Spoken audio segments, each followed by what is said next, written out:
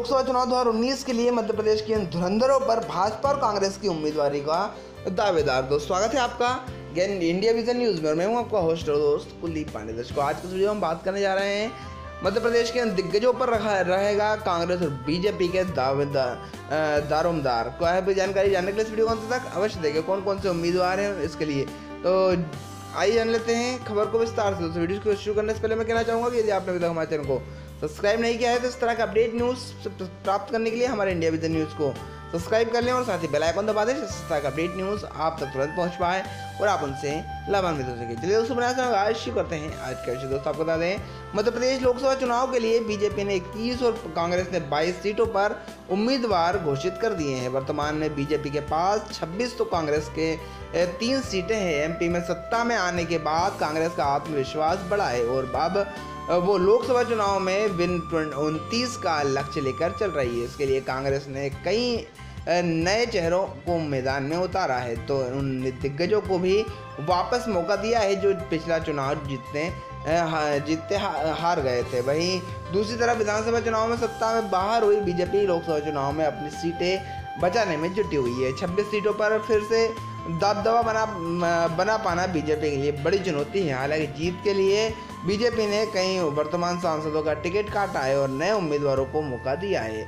वहीं सालों से जीत का परचम लहराने वाले दिग्गजों को फिर मैदान में उतारा गया है। इसमें खास बात यह है कि इस बार कांग्रेस ने 7 उन दिग्गजों को मैदान में उतारा है जो भारी बाजी जीतने के लिए आस पैदा करते हैं। वहीं बीजेपी ने 7 उन उम्मीदवारों को मैदान में उतारा है जिनका सालों से राजनीति में सिक्का चल रहा है। ये सभी अपने अपने क्षेत्र के लोकप्रिय और जनाधार वाले नेता माने जाते हैं। कांग्रेस को पूरी उम्मीद है कि इस बार उनके खाते में 20 से ज़्यादा सीटें आएंगी। इस बार केवल कांग्रेस बीजेपी ही नहीं बल्कि इन दिग्गजों की भी साख दांव पर लगी हुई है। अगर एक भी मौका छूटता है तो इनका राजनीतिक करियर खत्म हो सकता है। वहीं जीते तो पार्टी और संगठन में इनका कद और पदनाम बढ़ सकता है। कांग्रेस के ये हैं दिग्गज उम्मीदवार। दोस्तों पहले दिग्विजय सिंह भोपाल से उम्मीदवार। दिग्विजय सिंह 10 साल प्रदेश के मुख्यमंत्री रहे हैं। उनको कार्यकर्ताओं के बीच कांग्रेस का सबसे लोकप्रिय नेता माना जाता है। कांग्रेस पिछले 30 सालों से भोपाल में जीत को तरस रही है। जीत का सूखा खत्म करने के लिए ही दिग्विजय सिंह को भोपाल से उतारा गया है। विवेक तनखा की बात करें तो दूसरे नंबर पर आते हैं विवेक तनखा। जबलपुर से उम्मीदवार विवेक तनखा राज्यसभा से सदस्य हैं। अभी तक उनका कार्यकाल 2 साल से ज़्यादा बाकी है, लेकिन कांग्रेस को यहाँ भी जीत की दरकार है। इस सीट पर कांग्रेस का वनवास खत्म करने के लिए पार्टी के पास तनख्वाह से बड़ा कोई विकल्प नहीं था। ना करते ही आखिर में तनख्वाह को सहमति देने ही पड़ा था। तीसरे नंबर पर आते हैं अजय सिंह, जो कि अजय सिंह भले ही चुरहट से विधानसभा चुनाव हार गए हो, लेकिन आज भी विंध्य में वह कांग्रेस का सबसे बड़ा चेहरा है। विंध्य की राजनीति में पर मजबूत पकड़ के कारण ही कांग्रेस ने उनको सीधी से उम्मीदवार बनाया था। अजय सिंह ही सीधी पर कांग्रेस की टेढ़ी चाल को सीधा कर सकते थे।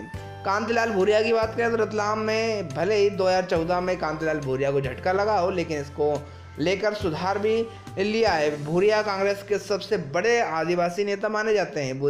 भूरिया के अलावा कांग्रेस रतलाम सीट पर किसी और पर भरोसा नहीं कर सकती थी।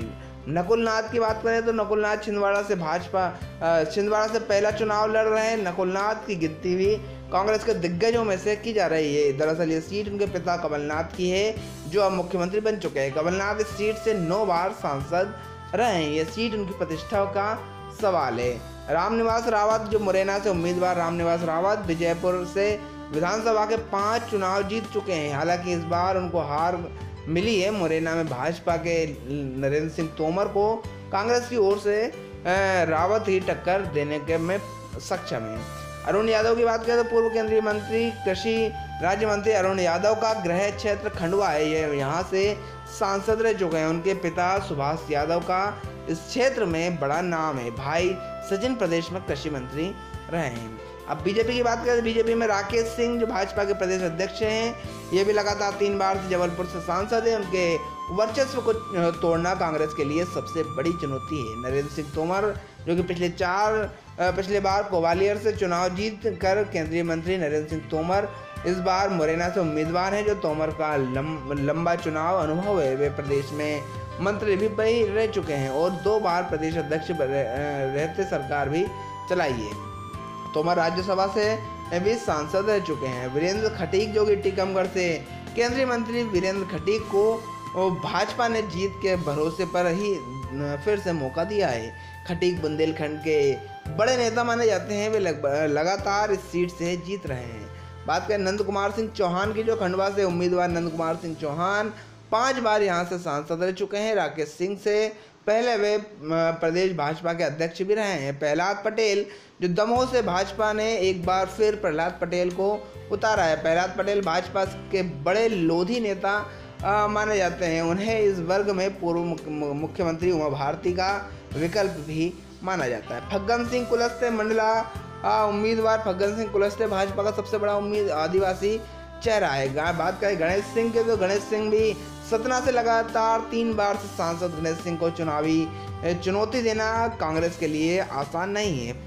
पिछले चुनाव में उन्होंने कांग्रेस के अजय सिंह को शिकस्त दी थी। एक बार फिर पार्टी को उनसे जीत की उम्मीद है। दर्शकों, इस प्रकार से वीडियो में आपको बताया मध्य प्रदेश में 2019 के लिए, लोकसभा चुनाव 2019 के लिए कांग्रेस और बीजेपी ने के ऊपर इन उम्मीदवारों पर लगाया है दारोमदार। तो आशा करते हैं आपको हमारा आज का विषय पसंद आया होगा। यदि पसंद आया तो लाइक करें और अधिक से अधिक लोगों तक शेयर करें, ताकि सभी जानकारी से लाभान्वित हो सकें। यदि आपने अभी तक हमारे चैनल को सब्सक्राइब नहीं किया है तो इस तरह का अपडेट न्यूज़ सबसे पहले प्राप्त करने के लिए हमारे चैनल को सब्सक्राइब कर लें और साथ ही बेल आइकन दबा दें, जिससे इस तरह का अपडेट न्यूज़ आप तक तुरंत पहुँच पाए और आप उनसे लाभान्वित हो सकें। दर्शकों, आज के वीडियो में इतना ही। हम फिर हाजिर होते हैं एक नए विषय के साथ। जब तक के लिए जय हिंद, जय भारत, वंदे मातरम।